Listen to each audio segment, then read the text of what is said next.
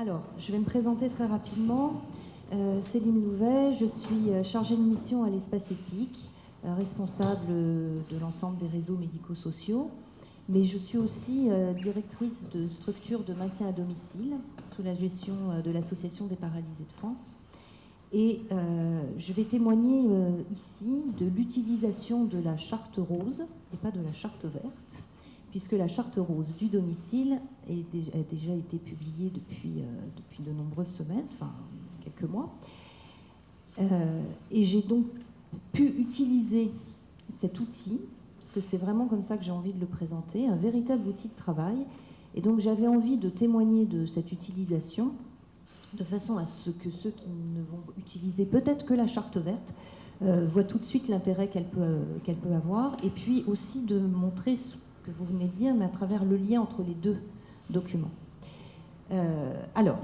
pour commencer, je rappellerai, je pense que tout le monde en a bien conscience, que l'ensemble de nos guides de bonnes pratiques, de référentiels métiers, de référentiels de guides, référentiels démarche qualité, enfin tous ces documents qui sont des documents supports de réflexion, sont souvent des injonctions réglementaires, des injonctions de la part de l'employeur, enfin de l'association ou de l'établissement.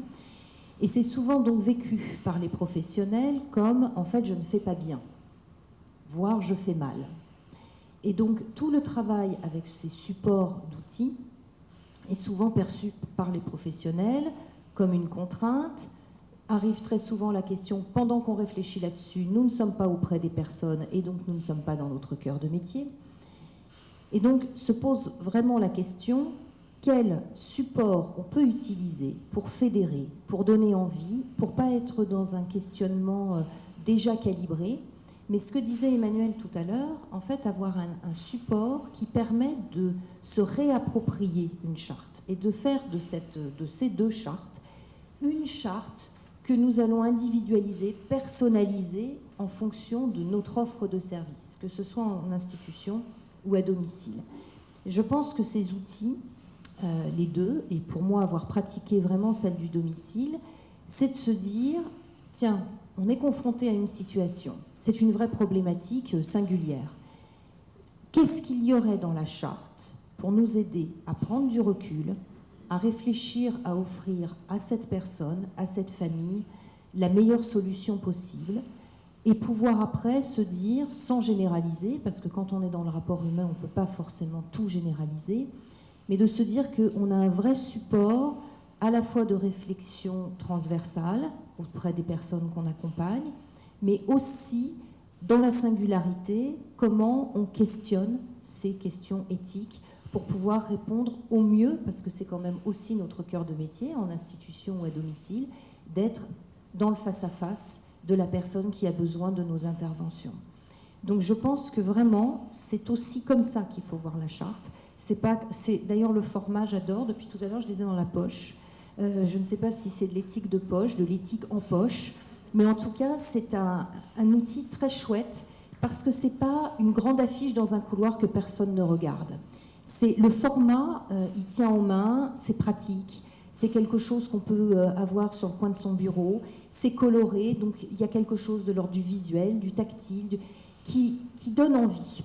Et ça, pour les équipes, c'est extrêmement important, parce que toutes les contraintes, et alors avec les CEPOM qui arrivent pour les établissements, toutes les contraintes dans lesquelles on met les salariés, toutes les bordures de contrats de travail, de respect de code du travail sur lesquels nous marchons à longueur de temps, je pense que vraiment réfléchir les choses en repartant de tout ce qui vient d'être dit, du transversal, finalement ça c'est moi, quelle que soit la place que j'occupe, que je sois secrétaire, personnel administratif, le directeur, le personnel qui va faire le ménage, tous les travailleurs sociaux, tous les personnels soignants, tout le monde peut se retrouver dans ces deux documents. Alors je prendrai juste comme exemple, parce que je ne vais pas me dérober à l'exercice, je prendrai moi, parce que c'est ce qui m'intéresse le plus, c'est celui qui m'a le plus parlé, parce que je pense que c'est celui qui nous questionne aussi vraiment beaucoup, l'article 5.5. Le processus décisionnel au domicile peut confronter les intervenants à des dilemmes qu'ils ne sont pas toujours en capacité d'assumer sans conseil. Une approche de cette question justifie le recours rapide à des référents en capacité d'intervenir dans le processus décisionnel et d'apporter les éclairages pluridisciplinaires indispensables. Ils doivent être identifiés et connus. Effectivement, ça reprend ce que vous disiez tout à l'heure sur la responsabilité. Je ne suis pas responsable ou je suis trop responsable parce que trop investi. Donc voilà, je trouve que cet article, il éclaire bien sur la place de chacun, les limites aussi de chacun, et de pouvoir passer le relais à un moment ou à un autre. Et alors, comme j'accompagne des personnes qui vont régulièrement en institution pour des séjours temporaires, mais qui ont aussi parfois le projet d'intégrer des institutions parce que leur situation de handicap fait qu'elles ne peuvent plus rester à domicile, j'ai trouvé quand même que le lien pouvait se trouver avec l'article 4.1 sur une hospitalité qui engage. L'accueil en institution justifie une approche personnalisée et concertée, de préférence anticipée. Un accompagnement hospitalier de la personne, les proches doivent eux aussi bénéficier d'une bienveillance d'autant plus nécessaire dans un contexte incertain et difficile. Et là, il y a le lien entre les deux pour moi, puisque quand une personne passe du domicile en institution, c'est bien cette anticipation, c'est bien cette concertation, c'est bien ce travail pluridisciplinaire, c'est bien le pont entre différentes institutions avec peut-être un même document commun, un vrai cœur partagé, et je pense que ça, c'est vraiment aujourd'hui ce qu'on doit porter.